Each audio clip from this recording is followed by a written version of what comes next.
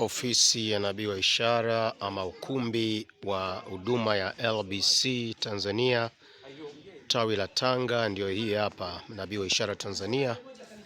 Ofisi ambayo imetokea ya kwanza ni hii hapo.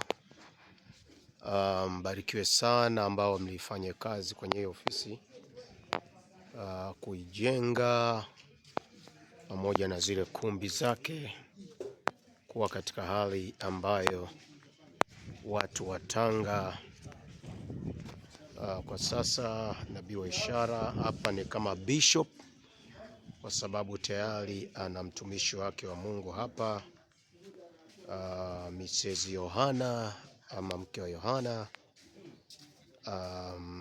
anaitwa Rose Komba. Kwa hiyo Mungu awabariki sana kwa ajili ya kazi njema ambayo mmeifanya, wale watu wa Nabii wa Ishara Tanzania na mafundi wapo kazini wakiendelea kukarabati kumbi wetu ule, kumbi wa kwanza huu na kumbi wa pili upande ule wa kule, ule upande wa pili ni kule, upande wa pili ni kule, kule kabisa kule. Kwa hiyo Bwana wabariki sana kwa ajili ya kaukumbi aka kazuri sana ambako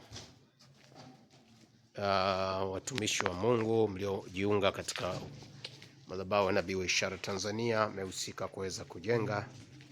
Na huku juu ndio ofisini kwa Nabii wa Ishara Tanzania, ambapo nitakuwa nakutana na watu wa Tanga ninapokuja. Kama hivi sasa ndio nipo huko Tanga, naendelea kukutana na watu. Huku juu ndio ofisi za utumishi baada ya ibada, wanaendelea kukarabati hapa. Mungu awabariki sana. Na ukitaka kuchangia pia kujiconnect na baraka kupitia madhabahu, tuma sadaka. Wenzako wengi wanatuma sadaka za kutosha, na ndio maana zinafanya mambo haya. Na Mungu awabariki sana kwa ajili ya kuweza kuhusika katika utumishi kama huu pamoja na Nabii wa Ishara Tanzania. Barikiwe sana, maana Mungu ni mwema kwetu. Mungu ni mwema kwa kila mtu. Wote ambao mnaguswa na hizi huduma, basi ungana nasi basi kuendelea kupata huduma. Kwa wale watu wa Tanga, namba yetu ya simu ni 0715645150, ama unaweza ukaziangalia hizi hapa. Hizi hapa, hii ya pili, hii ndio yenyewe hii hapa. Hii hapa ndio ya nabii. Hiyo ndio ya nabii. Hii hapa ni ya mchungaji mwenyeji ambaye ndio ameachiwa kambi hii.